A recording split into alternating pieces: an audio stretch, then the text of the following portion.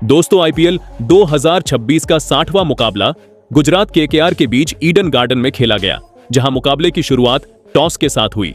गुजरात के कप्तान शुभमन गिल ने टॉस जीतकर पहले गेंदबाजी करने का फैसला किया और मेजबान केकेआर को पहले बल्लेबाजी का न्योता दिया। इसके बाद केकेआर के लिए पारी की शुरुआत करने आए कप्तान अजिंक्य रहाणे और फिन एलन, जबकि गुजरात की ओर से नई गेंद संभाली मोहम्मद सिराज ने।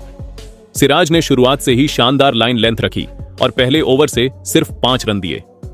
दूसरे ओवर में कगिसो रबाड़ा गेंदबाजी करने आए, जहां रहाणे ने शानदार अपर कट लगाकर छक्का जरूर जड़ा, लेकिन गुजरात ने रणगति पर नियंत्रण बनाए रखा। तीसरे ओवर में फिन एलन ने अपना आक्रामक अंदाज दिखाना शुरू किया और सिराज के खिलाफ लगातार 2 चौके लगाकर दबाव पलट दिया। चौथे ओवर में रबाड़ा के खिलाफ एलन ने लगातार 2 बड़े छक्के जड़कर केकेआर के इरादे साफ कर दिए। हालांकि 5वें ओवर में सिराज ने शानदार वापसी करते हुए अजिंक्य रहाणे को क्लीन बोल्ड कर दिया। रहाणे 14 रन बनाकर पवेलियन लौटे और गुजरात को पहली सफलता मिली। इसके बाद नंबर 3 पर आए अंकुरिश रघुवंशी ने आते ही सकारात्मक बल्लेबाजी शुरू की। पावर प्ले के आखिरी ओवर में उन्होंने फाइन लेग के ऊपर से शानदार छक्का लगाया और 6 ओवर के बाद केकेआर का स्कोर 56 रन हो चुका था, 1 विकेट के नुकसान पर। पावर प्ले के बाद फिन एलन पूरी तरह गुजरात के गेंदबाजों पर टूट पड़े। जेसन होल्डर के ओवर में केकेआर ने तेजी से रन बटोरे और फिर 8वें ओवर में राशिद खान के खिलाफ एलन ने लगातार 2 छक्के और 1 चौका लगाकर सिर्फ 21 गेंदों में अपनी तूफानी 50 पूरी कर ली। इसके बाद भी एलन नहीं रुके और अगले 2 ओवरों में लगातार लंबे लंबे छक्के लगाते रहे। 10 ओवर की समाप्ति तक केकेआर का स्कोर 116 रन पहुंच चुका था और गुजरात के गेंदबाज पूरी तरह दबाव में नजर आ रहे थे। जिसके बाद 11वें ओवर में एलन ने फिर विस्फोटक बल्लेबाजी करते हुए चौके छक्कों की बरसात कर दी और एक ही ओवर से 22 रन बटोर लिए। ऐसा लग रहा था कि शतक अब ज्यादा दूर नहीं है, लेकिन 12वें ओवर में साई किशोर ने गुजरात को बड़ी सफलता दिलाई। एलन ने बड़ा शॉट खेलने की कोशिश की, लेकिन बाउंड्री पर राशिद खान ने शानदार कैच पकड़ लिया। फिन एलन सिर्फ 35 गेंदों पर 93 रन की विस्फोटक पारी खेलकर आउट हुए। इसके बाद मैदान पर आए कैमरन ग्रीन, जिन्होंने आते ही बड़े शॉट्स लगाना शुरू कर दिया। दूसरी ओर अंकुरिश रघुवंशी भी शानदार लय में दिखाई दिए और राशिद खान के ओवर में चौका और छक्का लगाकर रणगति बरकरार रखी। आखिरी 5 ओवरों में केकेआर ने पूरी तरह मैच पर कब्जा जमा लिया। 16वें ओवर में कैमरन ग्रीन ने चौका और छक्का लगाकर स्कोर को तेजी से आगे बढ़ाया। 17वें ओवर में अंकुरिश रघुवंशी ने सिंगल लेकर सिर्फ 33 गेंदों में अपनी शानदार हाफ सेंचुरी पूरी की। इसके साथ ही केकेआर का स्कोर 200 रन के पार पहुंच गया।